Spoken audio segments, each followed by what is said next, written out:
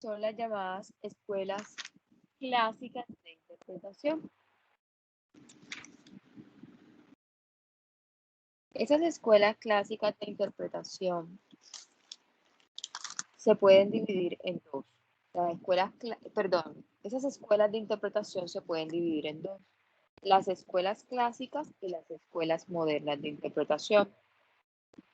En esta instancia o en este momento me corresponde desarrollar las escuelas clásicas y más adelante, aproximadamente en 2 semanas, estaremos desarrollando las escuelas modernas de interpretación a través de los videos que ustedes ya deben ir trabajando u organizando.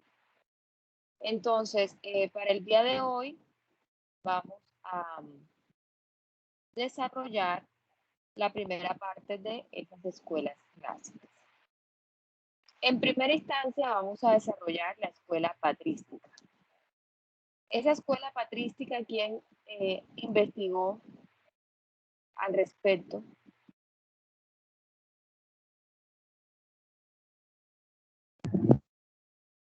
Yo, profesora. Vamos a poner aquí las manitos. No se ve. Mariana Chalá, que fue la que puso la manito. Sí, profe, aquí Mariana, estoy. Sí, dime, señora. Mariana. Bueno, profe, lo que yo pues investigué sobre la escuela patrística es que principalmente una corriente filosófica de la época medieval que se desarrolló en el siglo IV, que su nombre se debe a que fue desarrollada por varios padres o teólogos y que ellos fueron llamados padres de la iglesia y que su principal representante fue San Agustín de Hipona. Es correcto. ¿Qué más? Que se considera como la primera fase de la filosofía medieval, en que su principal característica fue la expansión del cristianismo en Europa y que también la lucha contra los herejes. Ok, ¿quién más encontró algo adicional? Verónica Sánchez. Bueno, también encontré sobre la escuela patrística que ésta antepone y defiende las creencias cristianas ante los dogmas paganos. También considera a la fe cristiana como la única y verdadera de conocimiento. Consideran a Dios como un ser espiritual y no material. También lo muestran como la única verdad y guía del hombre según San Agustín. Esta escuela también unifica los pensamientos filosóficos griegos con las creencias cristianas. Ok, ¿quién más? Bueno, la escuela patrística, tuvo su auge hasta mediados del siglo VIII, pues después de Cristo, y se encargó de la defensa del cristianismo frente a otras religiones. Ustedes recuerdan que en la primera clase nosotros hablábamos de la interpretación y decíamos que lo primero que se interpretaba era la ley no escrita, pero que posteriormente se empezaron a incorporar textos escritos, principalmente textos de carácter religioso, que fueron los primeros en interpretarse. Entonces, es a partir de ahí donde nace esta escuela clásica, la escuela patrística, puesto teníamos unos textos escritos. ¿Cuáles eran esos textos escritos? Esos textos de los cuales partían era, en este caso, pues la Biblia, donde hablaba sobre la vida y obra, pues, en un principio pues, de Dios y posteriormente de Jesús. Entonces, la escuela patrística estudia pues toda la doctrina, la vida, la obra de los padres de la iglesia, que fueron los primeros defensores, como decían sus compañeras, de la fe. Eran, digamos que los más sabios en cuanto al cristianismo y digamos que con sus escritos se encargaron de consolidar esa doctrina de la iglesia. ¿Cuál pues de la iglesia? Pues de la iglesia cristiana.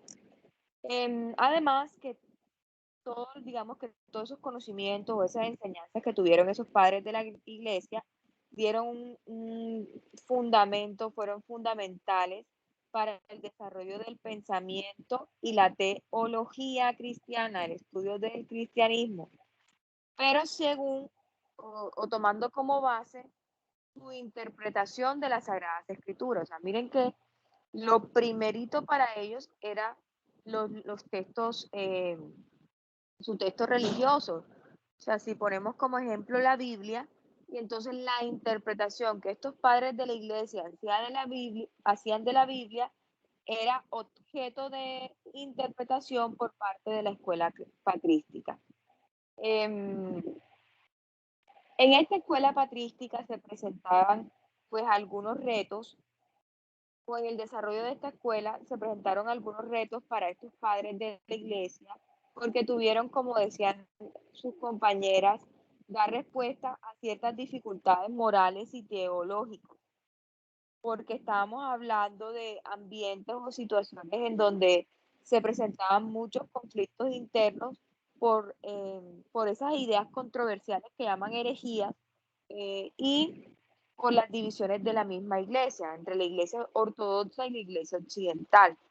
Entonces, ellos se encargaron pues de dar respuesta a todas esas dificultades. ¿Y cuál era el sustento? Pues la interpretación de los textos, sagrados.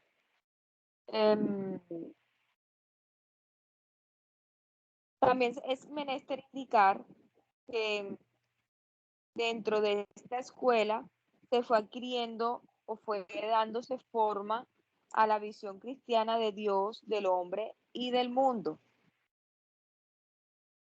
Y su método de estudio se centró en la interpretación histórica y gramatical de las Sagradas Escrituras. Entonces vemos pues como esta escuela se encargaba de defender el cristianismo y su objeto de interpretación eran las Sagradas Escrituras. Además, pues de toda esa doctrina realizada por los padres de la iglesia, que básicamente esa doctrina de los padres de la iglesia eran las interpretaciones que de las Sagradas Escrituras. Uno de sus principales exponentes, como sus compañeras mencionaron, fue San Agustín. Entonces, es relevante indicar que dentro de los métodos de interpretación se utilizaron el gramatical e histórico. Ya nosotros vimos cuáles fueron esos, o cómo se desarrollan esos dos métodos. Entonces tenemos la siguiente pregunta que se inicia o que se da en esto: ¿cómo realizaban estos padres de la iglesia sus escritos? Entonces, como yo les decía, en primera instancia, ellos buscaban el significado de la palabra, utilizaban pues ese método gramatical, esos antecedentes históricos que se pudieron presentar al momento de dictar el escrito o el texto, y utilizaban asimismo la dialéctica. ¿Qué es la dialéctica? ¿Quién me dice qué es la dialéctica?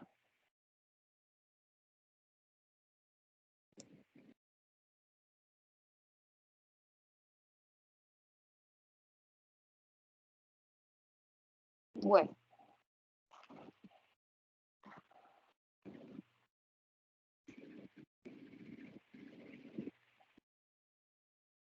la dialéctica son aquellos diálogos que confrontan razonamientos que han sido contrarios entre sí para poder hallar la verdad. Entonces, a través de la confrontación de esos pensamientos se puede buscar la certeza.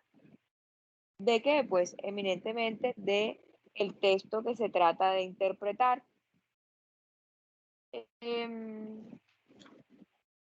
Básicamente eso se trata la escuela clásica: interpretación de Sagradas Escrituras, gramatical histórico, utilizaron significado de las palabras de fe y luego la dialéctica, y estudiaban la doctrina también de los padres de la iglesia, que a su vez se encargaban de la interpretación de las Sagradas Escrituras. Bueno, esa es una escuela muy sencilla, o es una de las principales escuelas que ubicamos dentro de la interpretación. Como yo les decía en el primer día de clase o en el segundo día de clase, cuando hablábamos que posteriormente a esa ley no escrita se comenzó a hablar de la ley escrita y con ello pues a los textos religiosos. A un lado o digamos que posteriormente a estos textos religiosos pues, surgieron unos textos jurídicos. Entonces ya la interpretación o las escuelas de interpretación ya no se van a ceñir a estudiar los textos religiosos, sino que van a comenzar a interpretar textos jurídicos. Ahí aparece una escuela denominada la Escuela de los Glosadores. Esa escuela nace a partir del último año del siglo XI aproximadamente y la segunda mitad, hasta la segunda mitad del siglo XIII. Es una escuela en donde tiene un objeto de interpretación que sería el Corpus Juris Civilis, que es un texto jurídico de carácter jurídico, ya se queda de lado la interpretación de los textos religiosos realizados por los de la escuela patrística, por los padres de la iglesia. Y en esta escuela se comienza a estudiar el derecho romano clásico. Como bien les decía, ¿a través de qué? A través del Corpus Juris Civilis, que era pues el derecho que se implementaba en Roma.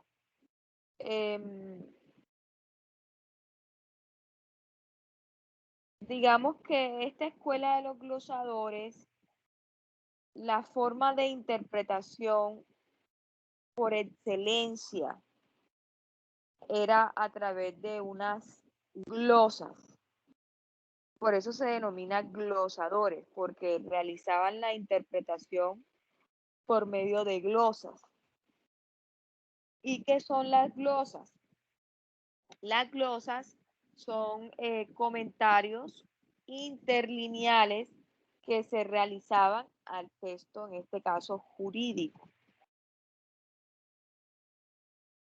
Entonces, colocaban, por ejemplo, el artículo 25 del Código Civil y entre líneas iban colocando los significados de las palabras. Tomaban las palabras que tenía ese enunciado e iban hallándole el significado a cada una de ellas. Entonces, es por eso que en la escuela de los glosadores se le daba una excesiva importancia a la palabra. Y ese texto romano, ese Corpus Juris Civilis, lo consideraban sagrado, mítico. Cuando consideran algo sagrado, quiere decir que era algo inmodificable para ellos, no admitía algún tipo de modificación. Entonces, como no admitía ningún tipo de modificación, ellos tenían que ceñirse a la palabra tal cual como estaba descrita dentro de ese texto jurídico. Y como ellos también a su vez lo consideraban sagrado, tenían la creencia de que en esas obras de todos los juristas romanos, en ese código, se encontraba todo el derecho positivo vigente y aplicable. O sea, algo que si nosotros lo miramos a la luz actual, eso sería insostenible, inmanejable, perdón. Inimaginable también, porque decir que en un solo cuerpo jurídico vamos a encontrar pues todo el derecho que se pueda aplicar estaríamos desconociendo que las fluctuaciones que se pueden dar dentro de la sociedad y que hay normas que se pueden generar por fuera del derecho positivo. Tal es así que tenemos fuentes como la costumbre, ¿cierto?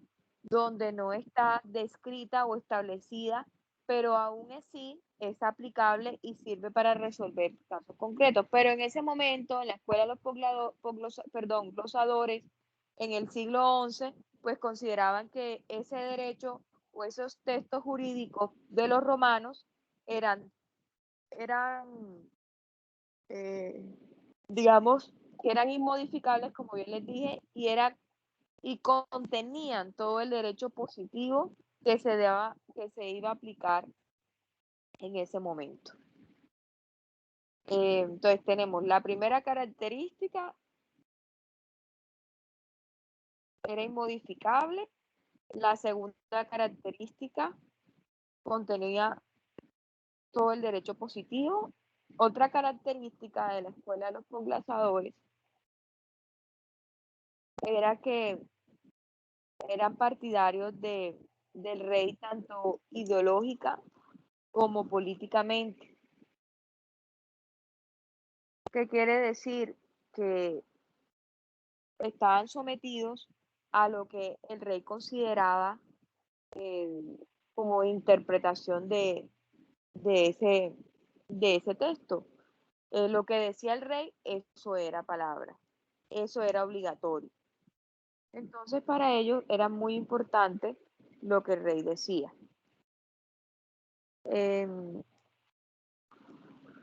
Asimismo, basaron sus puntos de vista en la ley romana, como bien les decía, en ese corpus juris civilis, por lo tanto eran sumamente teóricos, o sea, no iban a la práctica, sino que iban a aplicar la norma jurídica tal cual como estaba, no miraban los cambios sociales que se pudieran presentar o el entorno de aplicabilidad de la norma.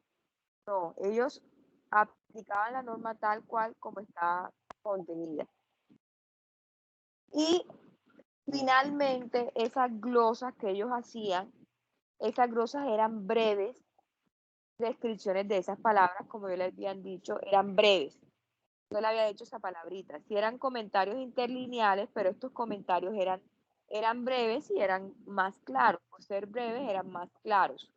Y reitero, eran comentarios que a su vez eran breves, pero hacían una descripción de cada una de las palabras que hacían parte de ese enunciado normativo. Entonces vemos como esta escuela de los glosadores era muy apegada a la literalidad de la norma, muy apegada a la literalidad. A diferencia de una escuela que se llama la escuela de los posglosadores, que vamos a ver seguidamente. Por último, o la última característica es que en esta escuela de los glosadores, por ser tan apegada a la literalidad de la norma, consideraban que la norma tenía estructura de regla y por lo tanto se aplicaba el método silogístico o aplicaban el silogismo. ¿Quién me dice cuál es la estructura silogística? ¿Quién me dice?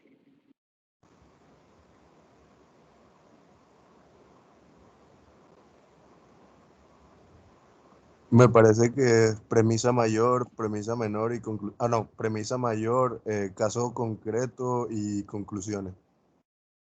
Como le habías dicho, era premisa Ok. mayor, premisa menor y una conclusión, donde la premisa mayor es el enunciado normativo, la premisa menor es el caso y la consecuencia jurídica, pues, es la aplicación de ese enunciado normativo al caso. Entonces, siempre colocan el mismo ejemplo: el que matare a otro recibirá una pena de 13 a 25 años. Pedro mató a Juan, por lo tanto, Pedro recibirá una pena de 13 a 25 años, ¿cierto? Esa es una estructura silogística de las más sencillas posibles. Entonces, en esa escuela de los glosadores utilizaban esa estructura silogística para realizar la interpretación. Pero posteriormente se dan cuenta de que no es, pues de que todo el derecho no se encuentra positivizado. Se dan cuenta de que el derecho tiene que ajustarse a la realidad tal cual como está, tal cual como se está estableciendo, tal como se presentan los cambios en esta. Por lo tanto, viene una escuela que posterior a esta, a finales ya del siglo XIII y a principios del siglo XIV, nace en Francia la escuela de los poglosadores. Esta escuela se conoce así porque viene después de la glosa. Entonces, el objeto de interpretación de los glosadores. Juan Felipe, ¿tienes una pregunta o esa era la participación? Que me aparece la manito. No, incluso ya bajé la mano. No, es que me aparece todavía ahí la manito. No sé por qué. Bueno, entonces digamos, les decía que la escuela de los poglosadores se conoce así o se le da ese nombre porque viene después de la glosa. ¿Qué quiere decir? ¿Cuál era el objeto de interpretación de los glosadores? Pues los textos jurídicos romanos o generados por Roma. En este caso, el Corpus Juris Civilis. Pero los poglosadores van a interpretar las glosas de los glosadores. O sea, van a, digamos que lo que ellos pretendían eran clarificar aún más las glosas de los poglosadores. Pero resulta que el remedio resultó peor que la enfermedad porque ellos realizaban comentarios, pero estos comentarios eran mucho más extensos y por ser más extensos generaban muchas confusiones. Entonces, por eso les decía que resultó peor el remedio, porque si bien ellos interpretaban las glosas de los glosadores, estos resultaron más confusas todavía. Pero ¿cuál era digamos que la particularidad de esas nuevas glosas de las glosas, o esos comentarios de las glosas? Que ellos ya lograron la aplicación práctica de ese derecho romano. O sea, ya lo vamos a ver o vamos a interpretar esa norma, esas normas que aparecen dentro de las disposiciones del Corpus Juris Civilis y las vamos a interpretar atendiendo a qué? Atendiendo a la realidad. Entonces,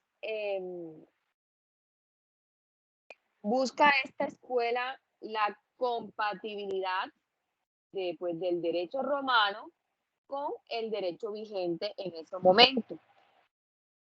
Y de esta manera buscaba o creaba más bien un sistema jurídico nuevo, por así decirlo, y que estaba debidamente integrado. O sea, porque es que si miramos la escuela de los glosadores, esa escuela de los glosadores decía que el texto, como el Corpus Juris Civilis era sagrado, no se podía modificar por ningún motivo. Y pues por ser inmodificable eran sumamente teóricos. Acá, digamos que en los poglosadores ya revolucionan esto y ellos dicen que no podemos hacer la interpretación pues, de las glosas realizadas por los glosadores que a su vez interpretaban el Corpus Juris Civilis de manera gramatical, apegado mucho a la literalidad.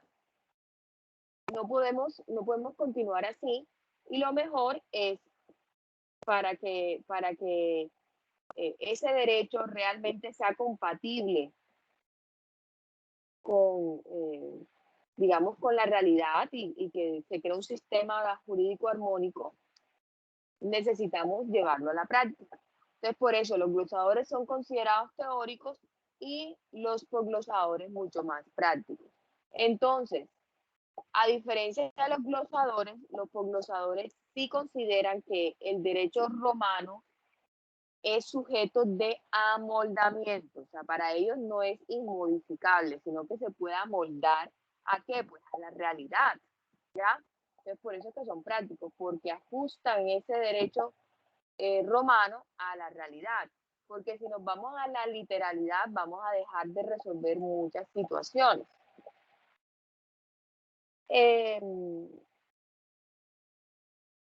Y bueno, además, en algunos casos podían interpretar la norma, pero realmente en sí lo que ellos buscaban era comentar las glosas existentes. O sea, el objeto principal de interpretación eran las glosas.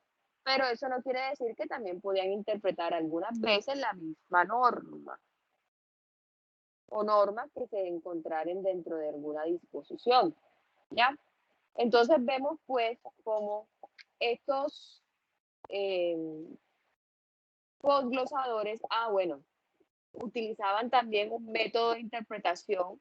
El método de interpretación de ella era lógico-gramatical, ya buscaban el espíritu de la norma e inclusive podría hablarse de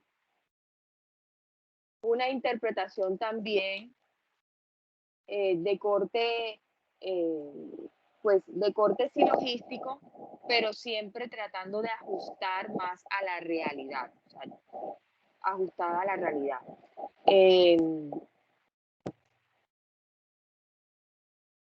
Ahí se presenta una situación muy particular en esa escuela de los glosadores, que genera una nueva escuela. Y es que yo les decía hace un instante que en esa escuela de los glosadores se presentaban o se hacían comentarios más confusos, más extensos, y por ser más extensos generaban más confusiones. Entonces, a partir de ahí, tiene que crear o se crea otra escuela que se llama Escuela de Comentaristas, que se encargaban de hacer comentarios a los comentarios de los comentarios. Más bien, comentarios a las glosas realizadas por los posglosadores, que a su vez realizaban glosas de las glosas. Dime, Echeverry. Profe, discúlpeme, ¿cuál era el método de interpretación de los posglosadores? ¿Lógico qué? Lógico-gramatical. Gracias. Con todo gusto. Repito porque a veces esto se enreda uno. En la escuela de los comentaristas, yo les decía hace un instante que en la escuela de los posglosadores, como hacían comentarios a las glosas de los glosadores, esos comentarios eran muy extensos y al ser muy extensos podían generar algún tipo de confusión. Entonces, a partir de ahí, nace una nueva escuela que se llama la Escuela de los Comentaristas, que se encargaba de, o más bien su objeto de interpretación era las glosas de los posglosadores o los comentarios de los posglosadores.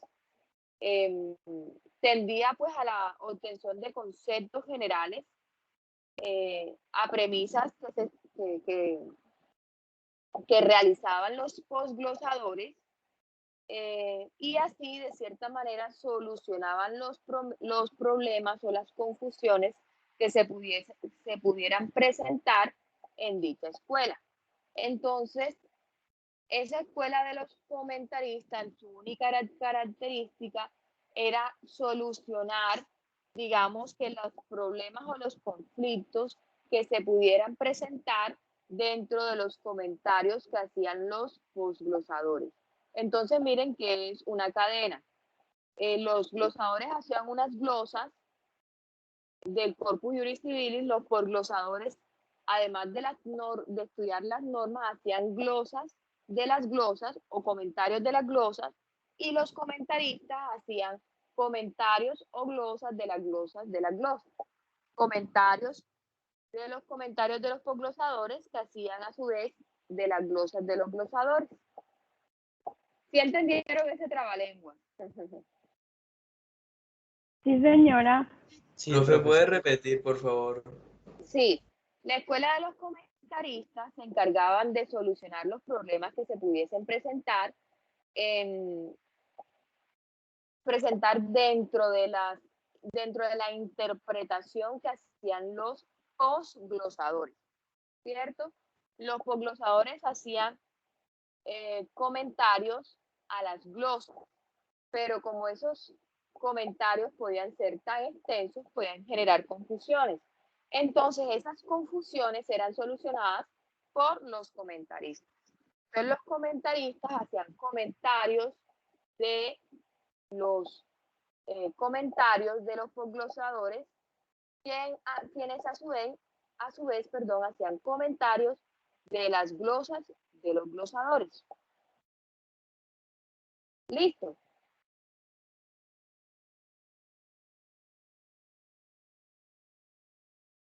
Sí, profesora, ahora sí. Bueno. Estas escuelas clásicas o estas escuelas de interpretación tuvieron su origen, como yo les había dicho hace un instante, en Francia, especialmente pues en Europa, y iniciaron con los textos sagrados para ir a los textos jurídicos. En Francia, estando en Francia, ustedes recuerdan algo que se llamó la Revolución Francesa.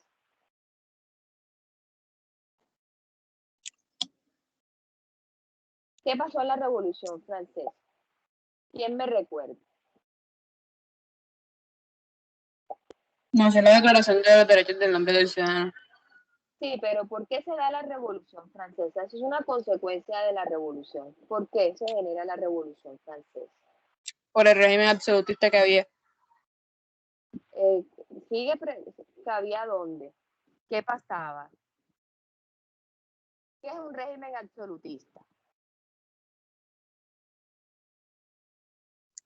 Que es donde el poder recae en el y es de carácter vitalicio. Ajá, había un poder que recaía en quién, en el rey, ¿cierto? ¿Qué más? Pero eso no es problema. Digamos que para ellos pues de que fuera vitalicio o de que hubiese un rey no era tanto el problema. ¿Qué fue lo que generó, digamos, el conflicto o cuál fue el problema que suscitó la revolución? Porque que hubiese un rey no era el problema. Así como tú le dices, no, es que porque había un rey, no. Hay otras La cosas que desigualdad, pasaron. Por favor, El abuso que había. No hubo ninguna. Andrea Solano y luego, bueno, María José primero y después Andrea. profe, yo digo que fue la desigualdad social, política y económica que se dio al momento en el que el rey tenía el poder absoluto. Entonces, pues por esa razón se dio una falta de libertades y de derechos. Bueno, tú hablaste de desigualdades políticas, económicas y sociales. ¿Cuáles eran? Mencionaste algo de los derechos. ¿Qué más? ¿Qué desigualdades económicas habría?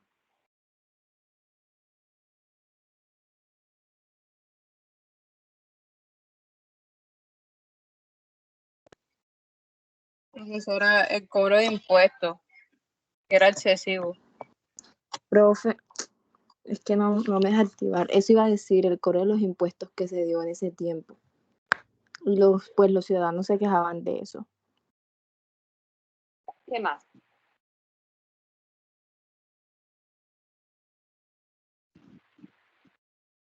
Bueno, yo les voy a recomendar, lo que pasa es que ustedes no dieron clase conmigo en primer semestre, sino ya ustedes supieran qué pasó con la revolución. Es muy importante, hay un video que ustedes lo encuentran en YouTube, es un documental que yo les pongo a ver a mis estudiantes, porque para mí el derecho, sobre todo el derecho administrativo y toda esta parte de este derecho, el derecho surge en Francia. Más que todo lo que yo conozco como derecho administrativo o derecho público surge en Francia. Pero ¿Por qué les pongo a ver ese documental de la Revolución Francesa? Bueno, primero porque de ahí vienen una serie de cosas que ya vamos a hablar en un minuto y que la conecto con una escuela que vamos a ver ahora que se llama la Escuela del Exégesis, pero todo tiene su motivo, ¿cierto? ¿Cuál es la situación que pasó acá? Resulta que ustedes tienen razón en algo que dicen, voy a ser un poco más específica. ¿Qué pasaba? Resulta que había un rey, digamos que, ¿por qué se da la revolución? Porque hay un cúmulo de cosas que se juntaron. Yo pienso que si hubiese sido de forma individual, lo que hubiese pasado, no pasa nada. No se hubiese llegado a la revolución. Pero hubo un cúmulo de cosas que generaron que se diera la revolución francesa. ¿Cuál fue la primera de ellas? La primera de ellas es que llegó un rey demasiado joven, junto con una reina también demasiado joven. Y fue Luis XVI. Luis XVI llegó pues muy joven, porque su antecesor murió de una enfermedad, de viruela. Entonces él llega muy joven al reino, a reinar, perdón, junto con una reina también demasiado joven, que era María Antonieta, que era austríaca. Entonces, ¿qué pasa? Que al ser tan joven no tenía mucha experiencia en la toma de decisiones y toma muchas decisiones erradas. Además, tiene una reina que tampoco le ayuda mucho. Entonces, ¿qué pasa? Resulta que había una situación. Primero, los reyes no vivían en París, los reyes vivían en Versalles, que quedaba siempre retirado de París. Entonces, miren ahí como una gran diferencia que se presenta en Francia. Uno, dos, se presentó una guerra a la que participó Francia de la independencia de Estados Unidos y Francia perdió muchísima gente y muchísimo dinero. Entonces había una crisis económica. Como había crisis económica, se encarecieron los productos. Francia era considerada, o el pueblo francés come pan todos los días. Es como si decir, tienes que tomarte el tinto todos los días. Allá los franceses tenían que comerse el pan todos los días. Entonces, ¿qué pasó? Que se encareció el precio de la harina y eso conlleva a que se encarezca el valor del pan. Entonces, los franceses dejaron de comer pan. Entonces, ¿qué pasó? Ahí surge una famosa frase que dicen que la dijo María Antonieta y puede que no la haya dicho, pero que generó, digamos, un conflicto entre las mujeres de Francia, y era que si no tienen para comer pan, que coman tarta. Y pues para ellos fue una ofensa y entraron las mujeres ensordecidas a atacar el Palacio de Versalles y de hecho entraron a la habitación de la reina, pero esta se salvó porque minutos antes se fue a la habitación del rey. Eso fue otro aspecto. Otro aspecto muy importante que ustedes lo mencionaron y efectivamente es correcto, que a pesar de la crisis económica que había, entonces que el rey, en vez de buscar un mecanismo pues para ayudar al pueblo, lo que lo hizo fue, como coloquialmente decimos acá, fregarlo más, porque como necesitamos más dinero, entonces impuso más impuestos, pero los impuestos se la impuso al pueblo y no a la nobleza. Entonces ahí sí se presenta lo que usted decía, desigualdad. Y entonces con esto deviene que al pueblo se le imponían más cargas, más obligaciones y pocos derechos, a diferencia de la nobleza. Por insistencia, pues resulta que vino un señor que se llama Maximilien Robespierre, y Robespierre era pues una persona, estamos en la época de la Ilustración, o sea, con eso les doy a conocer, pues se imaginarán un poco cómo era este señor, era abogado, y quiere ser diputado de la asamblea. Hay una asamblea que tenían los 3 estados, donde uno de los estados era el pueblo, y Maximilien Robespierre pues se postula como diputado de ese tercer estado. Pero resulta y pasa, pues, de que, esta gente pues, decía, bueno, nos ponen más impuestos, más cargas, y qué pasaba, y se me olvidó decirle, que como estaba en el Palacio de Versalles, pues todos los días eran fiesta, derroche de comida. De hecho, Luis XVI se conocía como un rey que era demasiado glotón, o sea que los banquetes que hacían eran una cosa extraordinaria, y María Antonieta se consideraba una mujer demasiado gastona, o sea, gastaba mucho en joyas, en pelucas y todo eso. ¿Por qué le digo todo esto? Porque de ahí es que se deviene con situaciones tan sencillas como que hagan un banquete en plena crisis económica, pues eso va generando en la gente un inconformismo y atacan la Bastilla. La Bastilla es donde guardaban el armamento de Francia.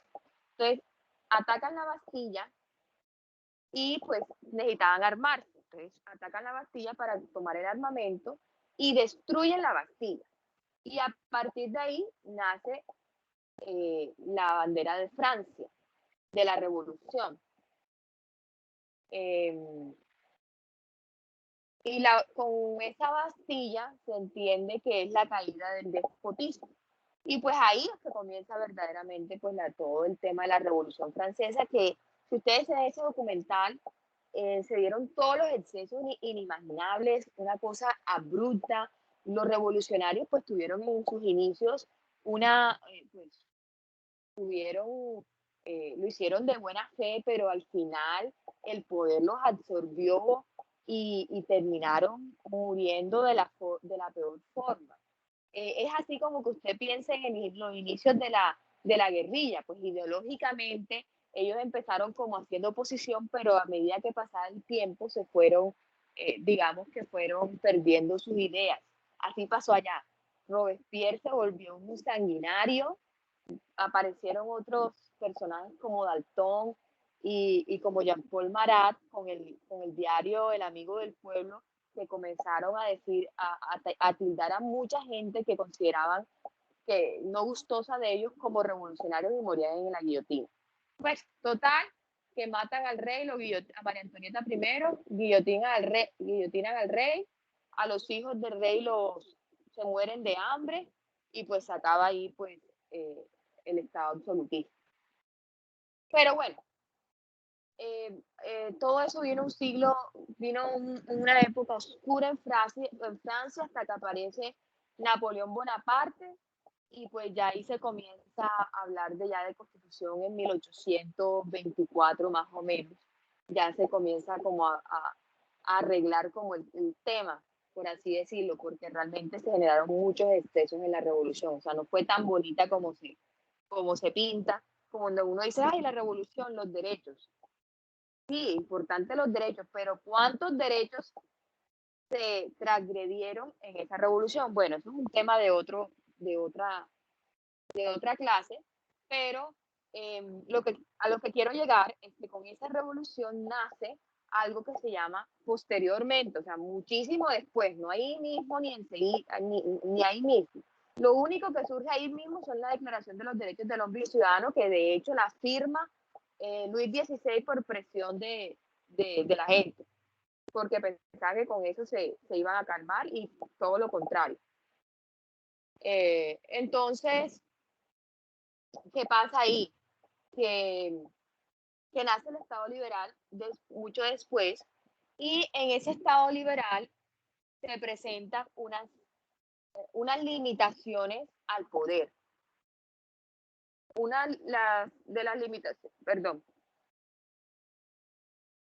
De las limitaciones al poder, o se limita el poder a través de dos formas, se limita con la atribución del poder, que ustedes saben cuál es, que es la función ejecutiva, legislativa y judicial, se divide el poder, y otra es a través de la ley.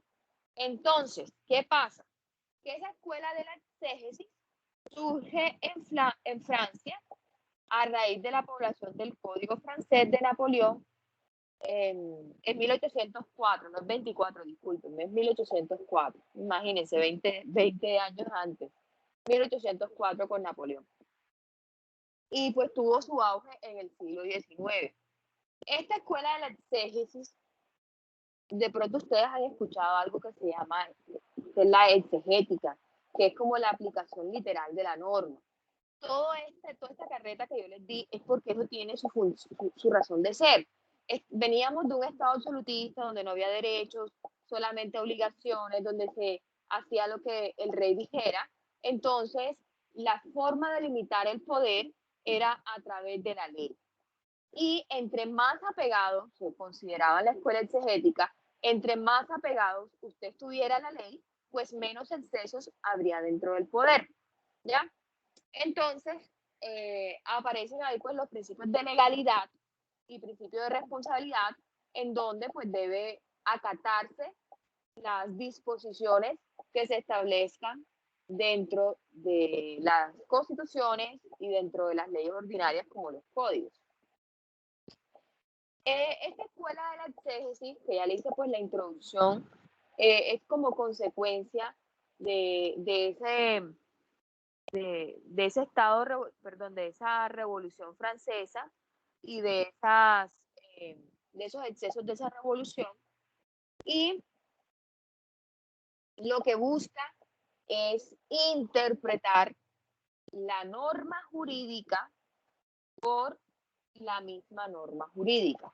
O sea, que dentro de la norma jurídica me va a dar la respuesta. O sea, la norma jurídica o las varias normas jurídicas que pueda tener una disposición. O sea, que no puedo salirme de la ley. O sea, tengo que apegarme a la ley. Ahí se da una preeminencia. O sea, ahí es donde más, digamos, que se respeta la preeminencia al texto de la ley. Y por eso, o sea, si ustedes me preguntan por qué es que se le da tanta importancia a la ley dentro de la exégesis, es porque vienen de un estado absolutista donde no había leyes, o pues donde no habían, o más bien que esas decisiones que tomaba el monarca eran decisiones totalmente contrarias al pueblo, o sea, a los intereses del pueblo. Entonces, por ello se apegan mucho a la ley para limitar ese poder de quien estuviese, si fuera una república o si fue un imperio, que pasó con Napoleón, que se corona como emperador posteriormente. Pero el problema no es que hubiese, lo que yo les decía, el problema no es que haya un rey o un emperador, ese no es el problema, porque la gente puede aceptar eso. Lo que no puede aceptar la gente es los excesos que pueda generar eso, los excesos que pueda generar una monarquía, ¿ya? Tan es así, o sea, si fuera malo que existiera, que hubiese una monarquía, pues no hubiesen más monarquías en todo el mundo, y todavía hay monarquía. En España hay monarquía, en Inglaterra hay monarquía, hasta en Francia todavía hay rezagos de monarcas, en Austria, o sea, hay rezagos de monarquía. O sea, si fuera tan mala la monarquía, el problema no es la figura, el problema son las decisiones, las malas decisiones que puedan tomar esa figura con base en ese digamos que esa investidura, ¿ya? Entonces, bueno, que les decía, bueno, se da una preeminencia de la ley por todo los argumentos que les daba, y surge la escuela exegética. ¿Qué características se dan en esa escuela exegética? Pues, si hablamos de una preeminencia de la ley, para ellos es como si fuera, es muy parecida a la escuela de los glosadores, porque para ellos el derecho positivo lo es todo. O sea, lo que esté escrito en la ley es lo que se debe aplicar. O sea, todo el derecho positivo está constituido en la ley. O sea, no se puede aplicar, por ejemplo, la costumbre. O sea, la costumbre, de hecho, es otra característica. Acá se niega total valor a la costumbre. O sea, aquí el derecho positivo es el que está establecido dentro de el derecho vigente, perdón, es el que está positivizado, ¿ya? Entonces, esa es una característica muy importante que el derecho positivo lo es todo para ellos. Eh, sí, por ejemplo, pero le surge una pregunta, ¿qué pasa cuando se presenta algún tipo de necesidades que surjan en la vida social, según la escuela de la exégesis, a través de actos legislativos que se promulguen, se pueden, digamos, que regular esas necesidades que surjan en la sociedad o en la vida social, o sea, a través de la expedición de actos legislativos. Nosotros ya sabemos que eso no sería suficiente, porque, bueno, mientras se da el trámite del acto legislativo, ¿cómo hace el juez para resolver el caso que ya tiene ahí mismo y presente? Pero bueno, para la escuela de la tesis todo el derecho estaba positivizado y si se presentaba un cambio social posterior para ellos a través de los actos legislativos, es decir, las modificaciones que se pudiesen realizar al derecho positivo o al derecho que se encontraba positivizado, era suficiente para resolver el caso. ¿Ya? Entonces, para ellos era así. Ya nosotros en nuestra cabecita sabemos que eso es impensable hacerlo o manejarlo de cierta manera, de esa manera, perdón. La segunda característica es que había una interpretación dirigida a buscar la intención del legislador. El trabajo aquí o sea, los códigos no dejan nada al arbitrio del intérprete, o sea, la ley tiene todos los matices para resolver el caso o los casos que se puedan presentar. Y el trabajo del legislador solamente le compete a él, o sea, a quien crea la norma. No se puede admitir una interpretación creadora de derechos. O sea, los jueces estarían usurpando ese poder del legislador. Entonces, reitero, una forma de limitar el poder es a través de la ley y a través de la división del poder. Entonces, como venían de un estado absolutista y de una revolución, entonces decir que el judicial tomara o aplicara de cierta manera una función legislativa era usurpar esa función o estaría metiéndose en esa función. Entonces, cada quien tenía que hacer lo que le corresponde. En la actualidad sabemos que eso puede suceder dentro de la función judicial.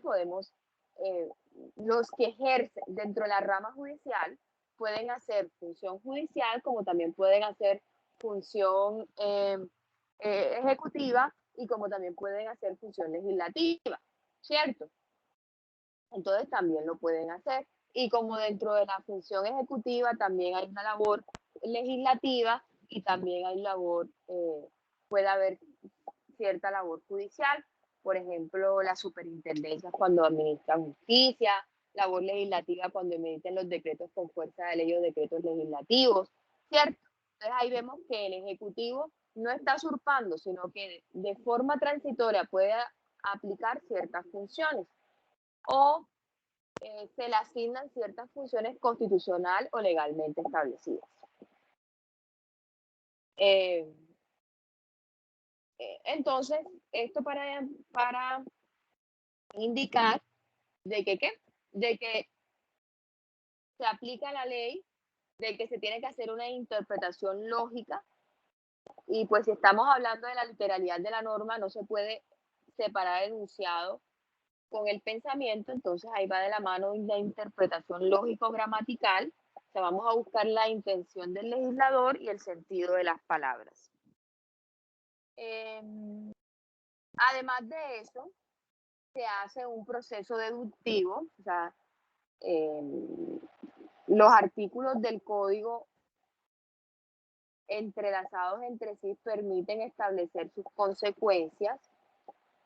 Vamos a hacer un proceso deductivo, vamos a partir pues de lo más general hasta lo más particular para poder resolver el caso concreto. El silogismo es un proceso deductivo. Entonces tenemos el derecho positivo, la intención del legislador, que es lógico-gramatical, método de interpretación, se hace un proceso deductivo y hay algo muy importante. Si recuerdan, cuando vimos las fuentes en Colombia teníamos la costumbre y teníamos el derecho natural de forma excepcional. Pues acá, impensable darle valor a la costumbre, se niega total valor a la costumbre, no se va a aplicar la costumbre. Si se presenta alguna insuficiencia de la ley, se salvan a través de la misma ley por medio de la analogía. Presuntamente para esta escuela, o los que promulgan esta escuela, no había insuficiencia de la ley que no pudiera ser solucionada con la analogía. ¿Qué es la analogía? Pues la analogía es un proceso mediante el cual nosotros aplicamos un caso no previsto en la ley, la norma que rige en otro caso semejante o análogo, por eso se llama analogía. Cuando existe la misma razón para resolverlo. O sea, ¿qué tiene que tener? Ahí tiene que haber una identidad de razón. Tiene que ser un caso similar. ¿Ya?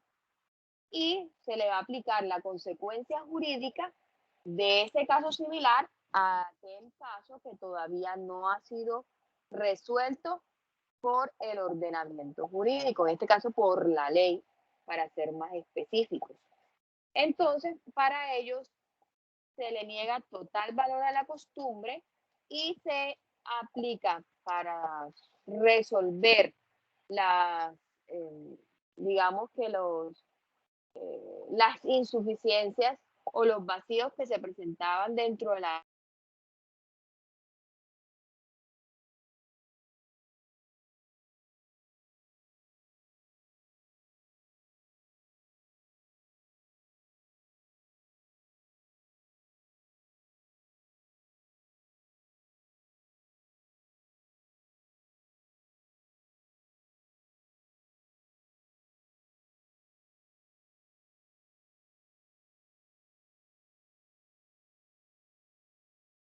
natural, o sea, esos derechos que tú tienes por tu condición de ser humano no se aplican a ellos. Aquello que no estuviese, ¿por qué? Porque aquello que no estuviese positivizado no puede ser aplicado.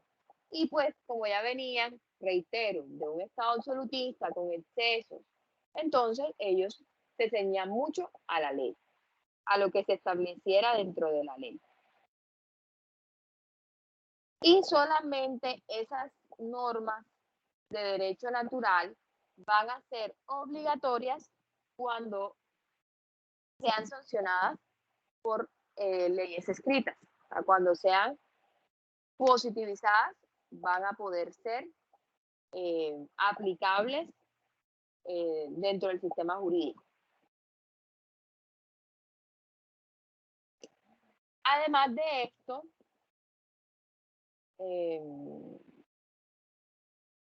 se toma en cuenta, pues ya les había dicho, como las manifestaciones del Estado como una autoridad creadora de la ley, o sea, a través de lo que serían actos administrativos, se podría de cierta manera servir para esa labor creadora de la ley.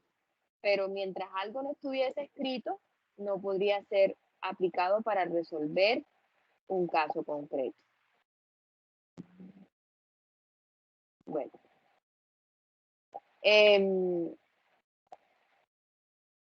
¿Cómo se regulaba la conducta de la sociedad? El derecho para esta escuela de la exégesis era un medio de control del Estado y esta a su vez regulaba la conducta de la sociedad, puesto que los estudiosos del derecho, los juristas, asimismo se ajustaban a la ley, a lo que establecía la ley. O sea, la ley era un medio de control del Estado y el Estado regulaba la conducta de la sociedad siempre ajustándose a la ley. Entonces miren que servía de limitación del Estado, al Estado, perdón, y a la misma sociedad. Una forma de controlar. Entonces es a partir de ahí donde se da una preeminencia de la ley. ¿Alguna pregunta hasta aquí? Profesora, disculpe, la última parte de cómo se regulaba la conducta, ¿la puede repetir? Sí, con muchísimo gusto. Bueno, sucedía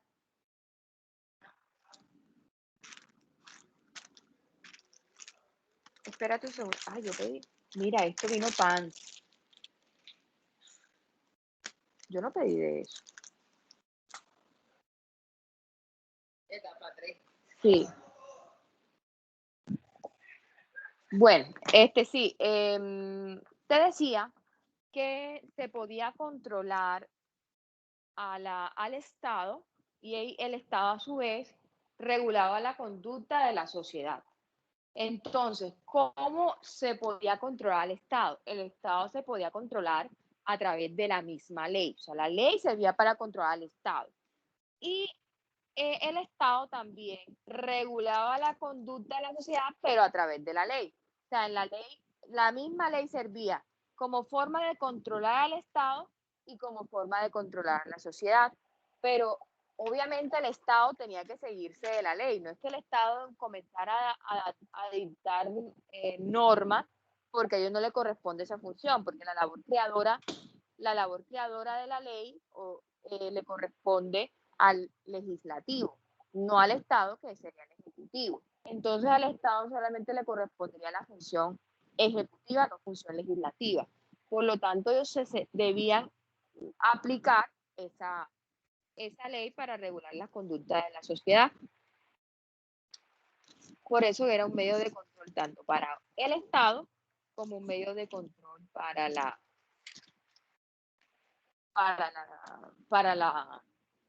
sociedad. ¿Alguna otra pregunta?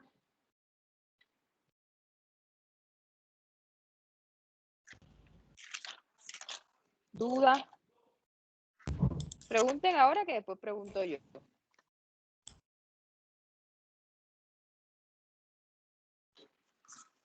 Profe, ¿usted podría repetirme lo del derecho natural, lo que mencionó? Sí, el derecho natural se desconoce o se inaplica acá. Para ellos niegan la existencia de un derecho natural. Para ellos el derecho es aquel que se encuentre positivizado y el que es obligatorio es el que se encuentre positivizado. Si existe una norma de derecho natural, esas normas de derecho natural van a ser obligatorias para esta escuela de la exégesis, solamente cuando sean escritas, cuando se positivicen. Antes no. O sea, es como si no existieran para ellos.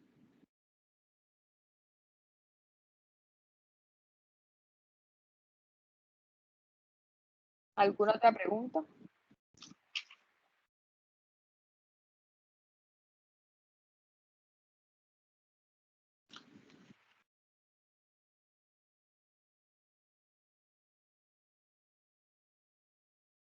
Bueno.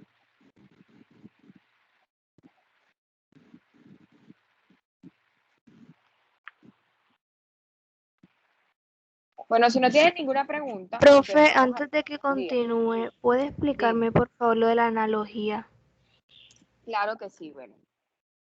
Esa es una muy buena pregunta y te aseguro que muchos de tus compañeros no les quedó claro, porque eso es de los que más confusión genera. Cada uno va a coger una hojita en su agenda, en su casa, una hojita, y van a colocar caso A y al frente van a colocar caso B. Hagan el ejercicio. Bueno, pues. Entonces, debajo del caso A vas a colocar un caso no resuelto. Voy a hablar primero de una generalidad y después les pongo un ejemplo. ¿Oyeron? Simplemente voy a hablar de una generalidad. Un caso no resuelto por el ordenamiento jurídico. Y el caso B es un caso resuelto por el ordenamiento jurídico. Y van a colocar una flecha que va al caso A, al caso B, y arriba de la flecha van a colocar identidad de razón. Profe, identidad de... Razón. Ok. Hagan ese ejercicio. Profe, ¿a dónde va la flecha? Perdón. Una flecha que va del caso A al caso B. Colóquenla arriba, colóquenla abajo, colóquenla frente, no sé cómo ustedes hayan escrito. Pero arriba de esa flechita van a colocar identidad de razón. Después de haber hecho esto, ahora les voy a explicar la analogía y les voy a poner un ejemplo. El caso A y el caso B. En el caso A es un caso que no está resuelto por ordenamiento jurídico y que se le va a presentar al juez. Y el juez tiene que resolverlo porque si no sería denegación de justicia, ¿cierto?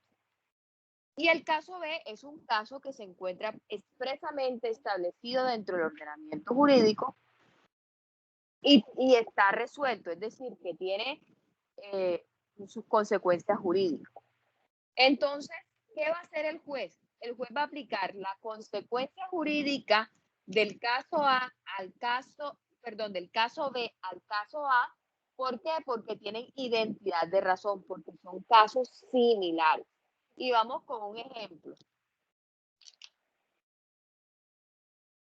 En el artículo primero que tanto hemos visto de la unión marital de hecho, nos habla de la unión marital de hecho de un hombre y una mujer.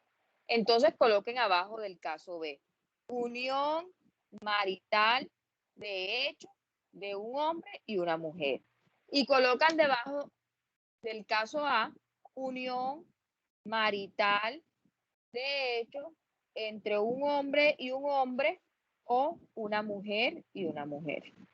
¿Cierto? ¿Cuál es la identidad de razón? Estamos hablando de unión marital de hecho. ¿Cierto? ¿Cuál es el caso que está resuelto? La unión marital de hecho entre hombre y mujer.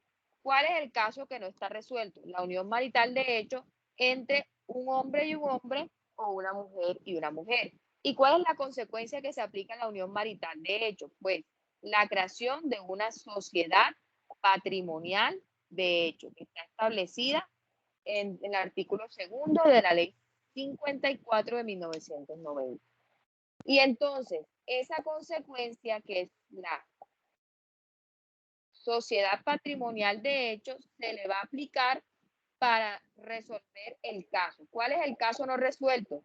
Si la unión entre un hombre y una mujer genera una unión marital de hecho y además de eso, si genera sociedad patrimonial de hecho.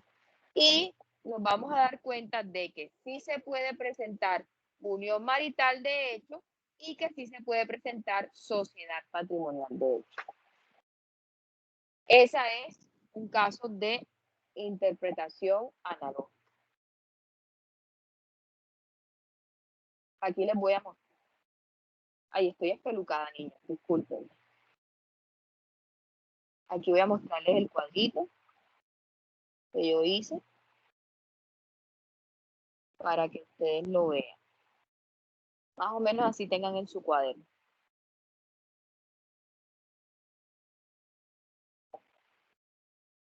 Vamos a tomarle una foto.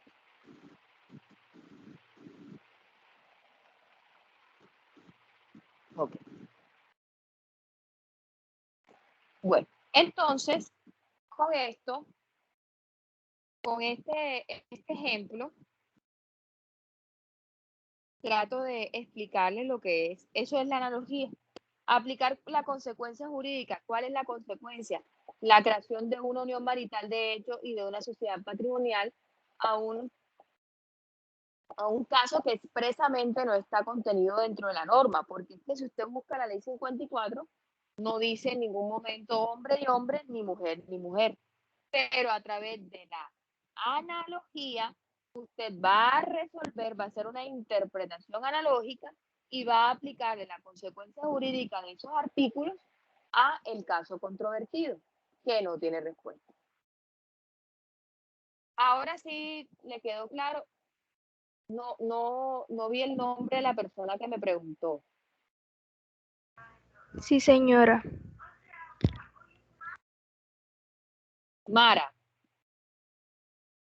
seguro, si tienen alguna pregunta, me la pueden dar a conocer.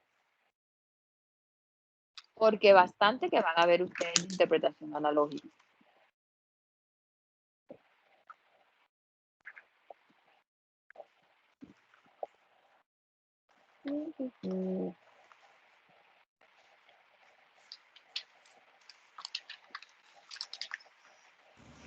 Profe, yo tengo una duda. Dígame. Listo, o sea, lo del caso B y lo del caso A sí lo entendí, pero ya al final lo que usted dijo de la consecuencia me quedé, o sea, me confundí, no entendí muy bien esa parte. Tú tienes el computador a la mano. Sí, señora. Puedes buscar la ley 54 del 91. El artículo primero y el artículo segundo.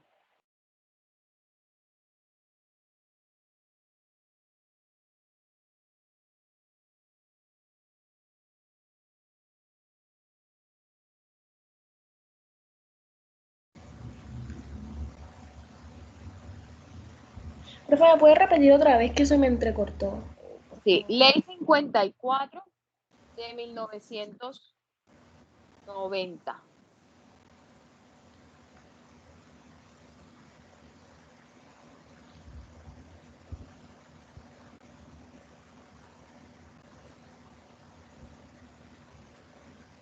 Y el resto de los compañeros también lo buscan.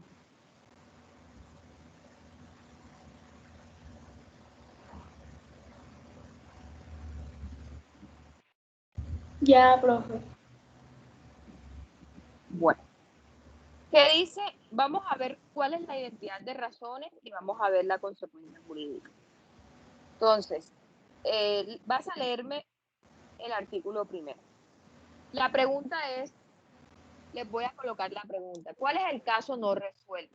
El caso no resuelto es si entre Pedro y Juan se puede presentar una unión marital de hecho por haber convivido por más de 2 años, ¿cierto? Bueno, entonces, léenos el artículo primero. Te voy a ir interrumpiendo y me disculpas antes si algo. Léelo, por favor. Bueno, dice, artículo 1. Ley condicionalmente exequible a partir de la vigencia de la presente ley. Y para todos los efectos civiles se denomina unión marital de hecho la formada entre un hombre y una mujer. Que sin Bueno, estar... entonces miren, te voy a ir interrumpiendo. Que sin estar casado, ¿cierto? Entonces ahí va las primeras características. La primera, ¿cuál es? Hombre y mujer que no están casados, no casados. Esa sería la primera característica. ¿Qué más? Hacen una comunidad de vida permanente y singular. Entonces, otra característica. Hacen comunidad, sería una comunidad permanente, es decir, que viven exclusivamente. Comunidad permanente y singular. O sea, que están viviendo y que viven únicamente con esa persona. ¿Ya? Sigue. Igualmente, y para todos los efectos civiles, se denominan compañero y compañera permanente al hombre y la mujer que forman parte de la unión marital de hecho. Entonces, ¿cuál es la consecuencia? Que si hay una unión entre un hombre y una mujer no casados, que hacen una comunidad permanente y singular, se puede generar la unión marital de ellos. Esa sería la consecuencia jurídica. La generación de la unión marital de hecho, porque no están casados, repito, porque hay una unión entre un hombre y una mujer no casados, hacen una comunidad permanente y singular. Ahora me voy al caso A. Ese es el caso B. Ahora me voy al caso A. El caso A es un hombre que no están casados, que tienen una comunidad permanente y singular. Miren que ahí tienen identidad de razones.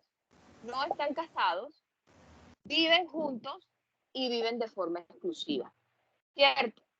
Entonces, la pregunta es, ¿se les puede aplicar esa consecuencia jurídica? ¿Se le puede generar la unión marital de hecho? Entonces, por analogía, se aplicaría la unión marital de hecho a hombre y hombre o mujer y mujer que comparten estas mismas razones o estos mismos hechos. Que no estén casados, que tengan una comunidad permanente y que sea además singular. ¿Ya? Entonces, para la resolución de ese caso A, que no está previsto en el ordenamiento jurídico, ¿por qué? Porque si tú miras el artículo primero dice hombre y mujer, en ningún momento dice hombre y mujer, hombre y mujer y mujer. Y del mismo, del mismo, ¿cómo era que la decía la reina? Y del mismo sentido, bueno, el chiste de la reina del mismo modo de sentido contrario. Entonces, ahí vemos pues que no, en la norma expresamente no establece hombre, hombre, mujer y mujer. Por lo tanto, si tú aplicas la norma así como tal cual, tú dirías, no existe una norma aplicada, una norma exacta para ese caso.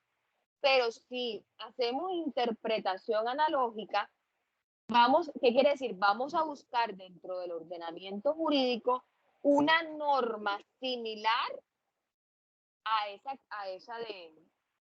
una norma similar o una norma que contenga esa identidad de razones para aplicarle la consecuencia jurídica. ¿Cuál es la norma que tiene identidad de razones? Pues ese artículo primero de la ley 54. No casados, comunidad permanente y singular, y la consecuencia jurídica que se presenta es la declaratoria de la unión marital de hecho. Entonces, voy a aplicar esa consecuencia jurídica a ese caso que tiene identidad de razones, caso B, a ese caso A que no está establecido dentro del ordenamiento jurídico, pero que se tiene que resolver, porque el juez no puede dejar de resolver un caso que se le presente porque sería denegación de justicia. ¿Les quedó claro? Sí, profe, ya ahora sí. Gracias. Profesora, una pregunta. Esta interpretación de manera analógica la realiza el juez, ¿cierto? Sí, claro. O sea, sí, hace el juez. La hace el intérprete. O sea, la interpretación analógica la hace el intérprete. Se convierte pues obligatoria para las partes cuando la hace el juez. Ok, profesora. ¿Alguna otra pregunta? Pregunten ahora, porque después pregunto yo. Será la ley 57.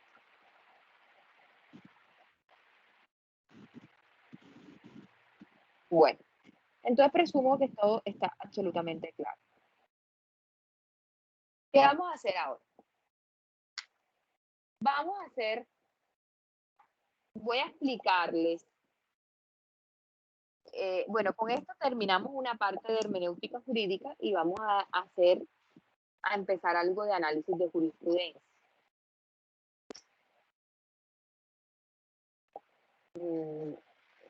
Ya va, es que mi esposo tenía el computador y no pude prenderlo. Denme un segundito para yo compartirles algo que ustedes van a hacer. Ustedes ahora van a hacer. El niño.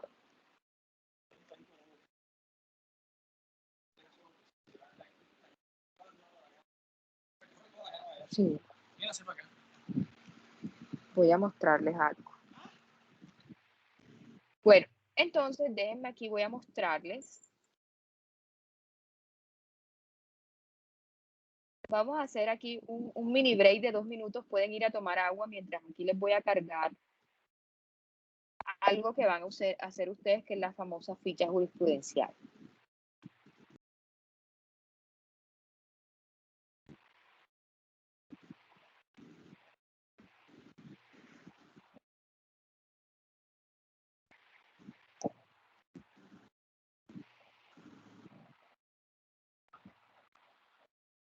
Entonces, regálenme 35.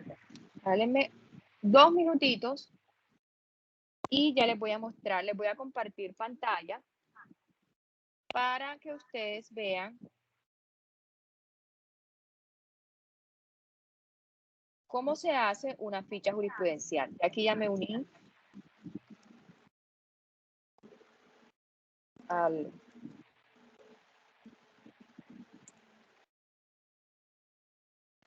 computador.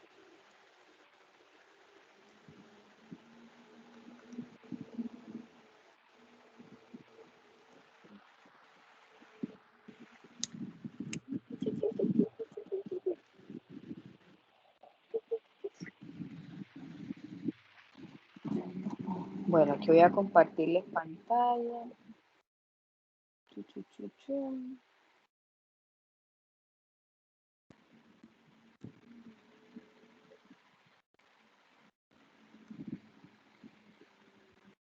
¿Ya pueden ver? No, profe, todavía no. Dame un segundito.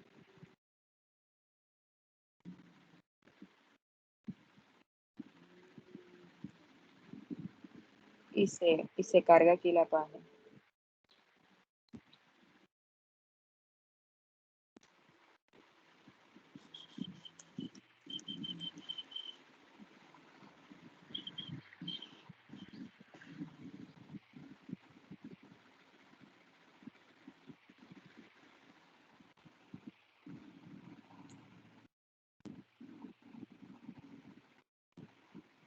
Bueno, vamos a ver por qué no carga eso aquí. Vamos a volver a compartir. Se deshabilitó esto.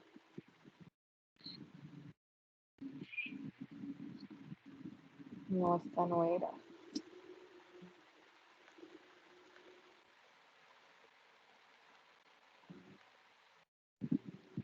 Ahora sí se logra ver, profe. No, ya. Y no se va a ver ahora Ya. porque no era esa la que iba a mostrar. Le voy a mostrar esta. Porque esa es de la sentencia. Y ya ahora sí. Bueno, aquí listo. Bueno, yo le voy a mandar por WhatsApp una ficha jurisprudencial, cómo hacer una ficha jurisprudencial, que básicamente tiene esta estructura. Este es para sentencias de constitucionalidad, que es lo que nosotros vamos a analizar en un principio. Entonces, estas fichas son sustentados, se sustentan en el libro de Diego López Medina, que él se ha encargado pues como de dar una explicación vasta respecto al estudio de sentencias. Entonces déjenme, voy aquí a amplificar un poco la hoja. Entonces básicamente, ustedes han leído sentencias, ¿cierto? Sí, señor. profe. Sí, Bueno. profe. Entonces, estas sentencias, en primera instancia, aquí como les estoy mostrando, viene como pues los datos de ustedes, es decir, como estudiantes, nombre, fecha y el curso.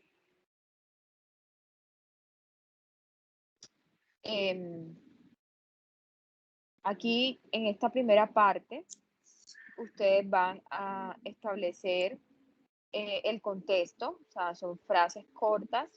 El contexto está dividido por varios puntos. El primero de ellos es como los datos de la sentencia, la identificación de la sentencia, el número de la sentencia, el número del expediente, etcétera. La fecha de emisión de la sentencia, el magistrado ponente. Si hubo aclaración de voto, pues se colocan los nombres de los magistrados que aclararon el voto, y si hubo salvamento de votos, también de la misma manera. Si no, pues simplemente se deja en blanco. En primera instancia se va a hacer una transcripción de la norma demandada, se van a colocar cuáles son los apartes demandados. Si es muy larga, pues se va a extraer pues lo más relevante respecto a las normas. porque hay veces que solamente tratan de demandar como ciertos apartes, entonces uno trata como de colocar esas partes en específico para que esto no sea muy largo. No sea muy largo. En este ejemplo que les estoy dando, solamente era el artículo 4 de la ley 169/1896, entonces pues se copió y se pegó esa parte que también es válido. Es una de las pocas partes donde se copia y pega. El resto tiene que hacerse el estudio, el posterior análisis y abstraer la información más importante para rellenar la ficha.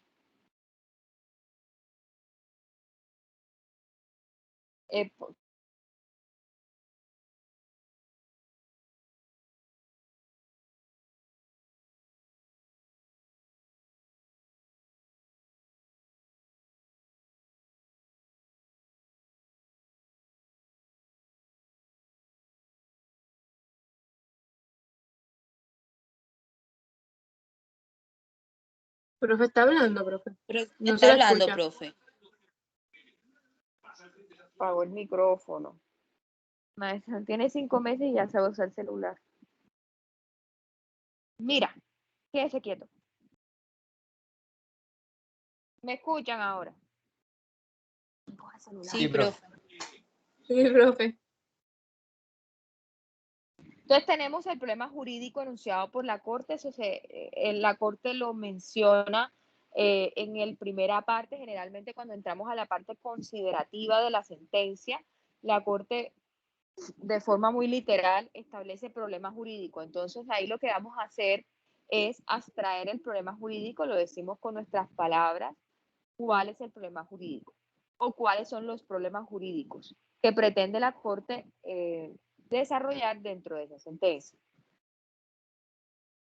Y esta es la otra parte donde se va a copiar y pegar, solamente en esas dos partecitas. Normas jurídicas relevantes al caso. Simplemente indicar cuáles son las normas que presuntamente estarían violentando la Constitución y cuáles serían las normas violadas de la Constitución, porque evidentemente si estamos ante una sentencia de constitucionalidad, estamos ante una flagrante violación a normas constitucionales. Estas normas constitucionales eminentemente hacen parte de disposiciones que vamos a mencionar dentro de la ficha jurisprudencial. La demanda. Ojo, aquí no es copiar y pegar. Vamos a buscar atraer los principales argumentos. En la primera parte introductoria de la sentencia dicen pues cuáles son los argumentos del actor o de la actora. ¿Para qué? Para presentar esa demanda de constitucionalidad. O sea, ¿cuáles son los argumentos que sustentan esa demanda de constitucionalidad? Si dice que el artículo 4 de la ley 169 está vulnerando los artículos primero, 2, 3, 4, 5, 6, 29, 228, 232, 43 de la Constitución, pues, ¿por qué los está vulnerando? Es resolver, o sea, es dar ese por qué. ¿Por qué esa norma está vulnerando? Aquí dice principales argumentos. Esa norma está vulnerando, o esas normas, porque pueden ser varias normas, están vulnerando esos artículos establecidos en la Constitución. Bueno, después vamos a la decisión. Esa decisión también, esa también se puede copiar y pegar, porque o podemos abstraer lo más relevante de esa decisión, si es declarar exequible, declarar inexequible, exequibilidad condicionada, etc. Ahí podemos o copiar y pegar si es muy corta, o si es demasiado larga, podemos abstraer los aspectos más relevantes. Eso en la primera parte.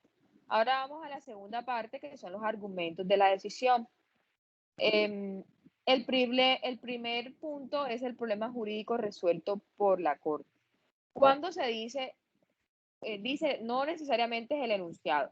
¿Qué pasa? Si ustedes leen las sentencias, o si ustedes han leído muchas sentencias, se van a dar cuenta de que la Corte enuncia un problema jurídico, pero termina resolviendo más allá de lo que enuncia. Entonces termina resolviendo otro problema jurídico que no enunció, y eso también se debe agregar en este punto.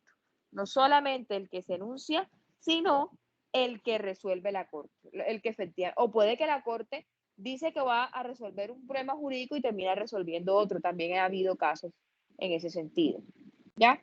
Entonces, por ejemplo, en este caso, pues, esto debe ser del homicidio pietístico. Bueno, esto está mal. Esto es un ejemplo, esto es un formato que tomé, pero aquí, por ejemplo, la Corte no enuncia en el problema jurídico que va a hablar sobre el consentimiento la validez que genera el consentimiento, la validez de la decisión generada por el consentimiento de la persona que quiere que se le aplique el homicidio pietístico. O sea, tiene que haber un consentimiento ¿de quién? Pues de la persona que está sufriendo ese dolor. Entonces dice si es relevante o no ese consentimiento, y ahí la Corte lo resuelve. Y eso no lo anunció en su problema jurídico como tal. ¿Dónde encuentro eso? Tengo que leerme toda la sentencia. Ojo, para poder resolver la ficha jurisprudencial tienen que haberse leído la sentencia por lo menos 2 o 3 veces. Si no, no la van a poder realizar en debida forma. ¿Ya? Por lo menos el problema jurídico resuelto por la Corte no la van a encontrar de forma taxativa. Tienen que leerse toda la sentencia, o sea, para poder resolver. Después vienen las razones de la decisión.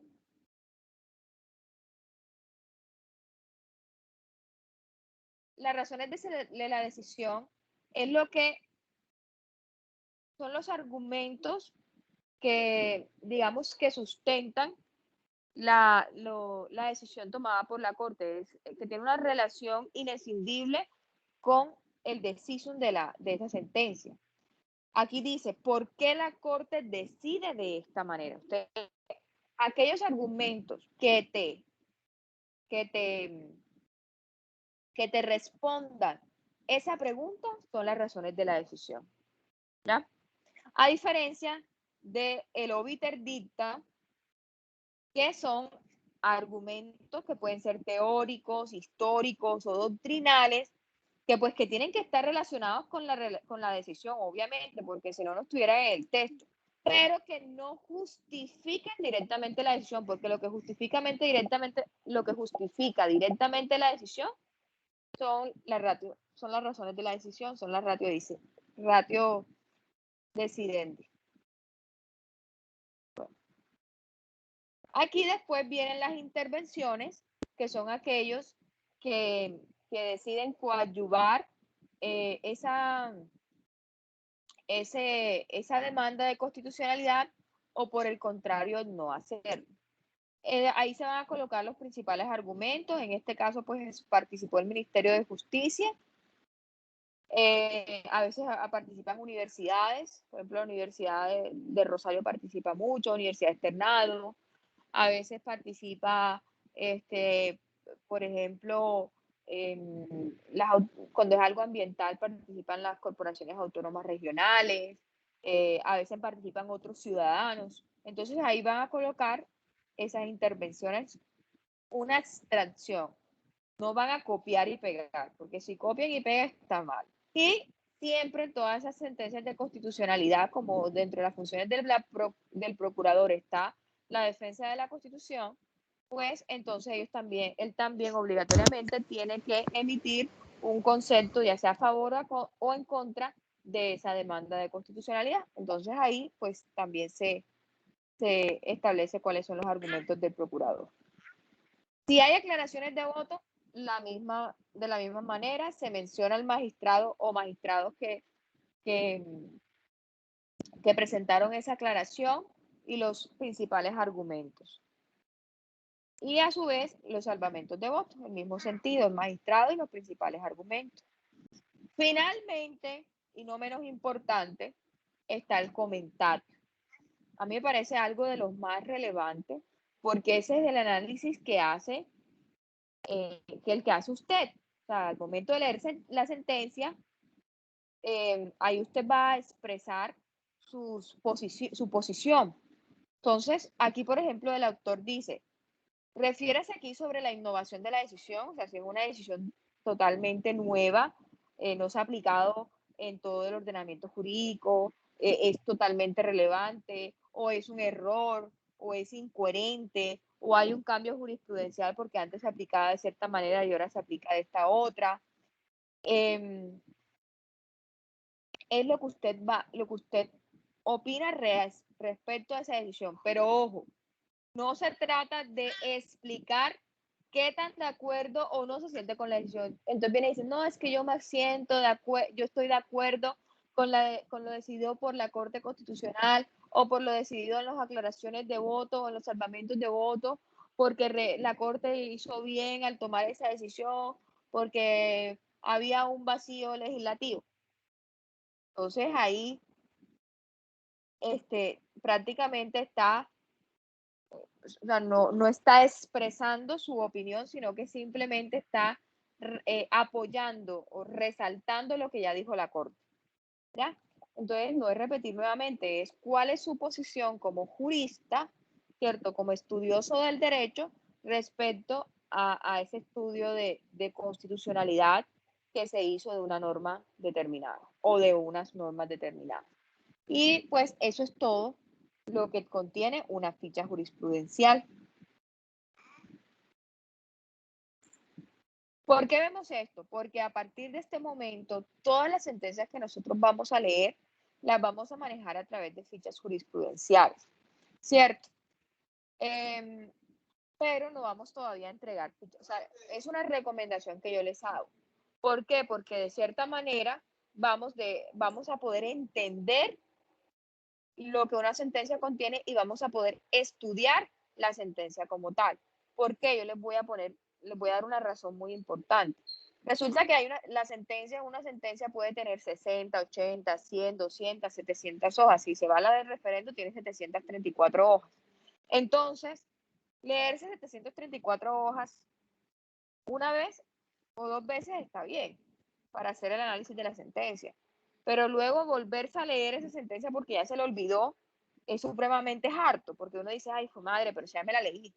Entonces, para eso son las fichas jurisprudenciales, porque en esas fichas, una sentencia de 734 hojas, usted la puede condensar en 10 o 20.